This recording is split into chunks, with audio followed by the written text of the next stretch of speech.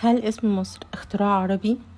في الفيديو ده هنعرف الحقيقة وازاي الاسم مصر كان موجود في الحضارة المصرية القديمة، وازاي استخدم المصريين القدماء أسماء محلية، وازاي اتطور الاسم عبر العصور. أول وأهم اسم محلي استخدمه المصري القديم هو كيميت أو كيمي، والكلمة دي معناها الأرض السوداء أو الأرض الخصبة، وكانت بتستخدم للدلالة على الأرض وعلى المصريين اللي عايشين عليها. لكن الاسم ده كان محلي، وكان بيستخدم كمان كتعريف للمركز أو المدينة، وده بيظهر من المخصص اللي على شكل تقاطع طرق واللي بيشير للمدينة. كمان كان عندنا أسماء محلية تانية زي الدشرت أو تادشر، ومعناها الأرض الحمراء، واللي كان بيقصد بيها الصحراء.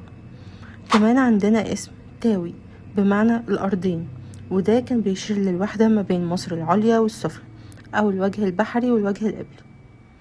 كمان عندنا اسم حط كابتاح، وكان اسم معبد الإله بتاح في منف، وتم استخدامه في السياقات الدينية لوصف مركز البلاد.